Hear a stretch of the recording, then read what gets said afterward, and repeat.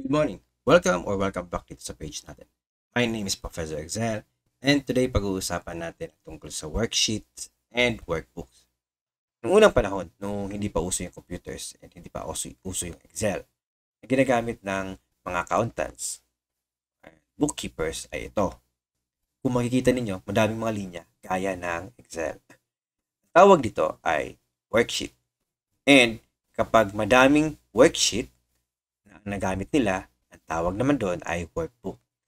Doon hinango ng Excel ang tawag dito. Kaya ito tinawag na worksheet. And workbook naman ang tawag sa kabuuan ng iyong file. Makikita ninyo ngayon sa Excel natin, iisa muna yung sheet natin. Pangalan niya ngayon is sheet 1. Yan. Dito natin pwedeng ilagay yung data na gusto natin. For example, gagawa tayo ng inventory, monthly inventory. So, kailangan natin ilagay dito ang inventory ng first month. Now, kailangan naman natin ilagay sa kabilang sheet yung inventory ng second month.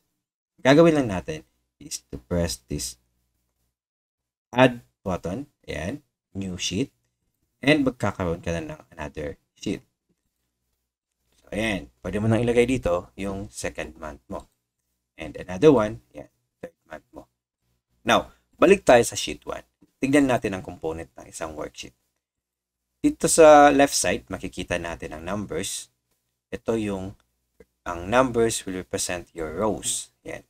1, 2, 3, 4, row 5, row 6, and so on and so forth. Habang sa taas naman, ito yung columns. Column A, column B, column C, column D. Kung makikita natin, yung columns natin ay naka-alphabetical and yung rows natin ay naka-number. Sa ganun, madali nating ma-identify kung ano ba yung tinutukoy natin, either column or rows.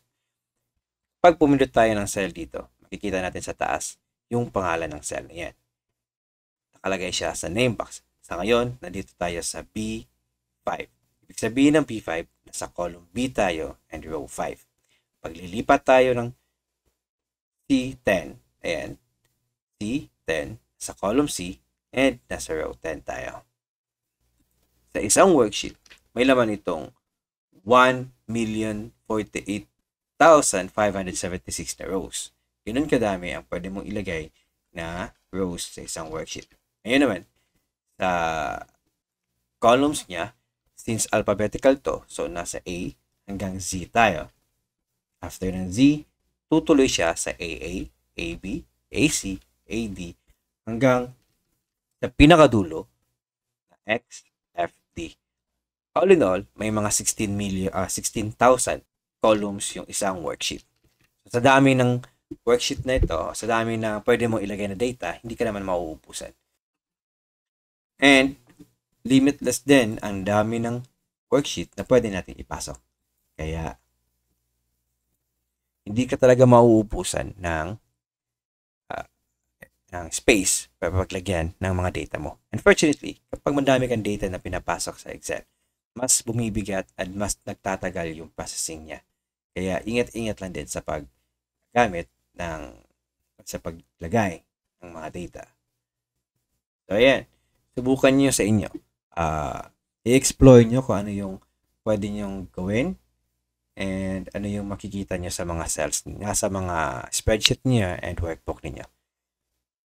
Next lesson will be kung paano tayo mag-save ng mga data o paano natin i-save yung file natin sa Excel. Dito lang muna. Hanggang sa muli. Again, my name is Professor Excel and have a nice day.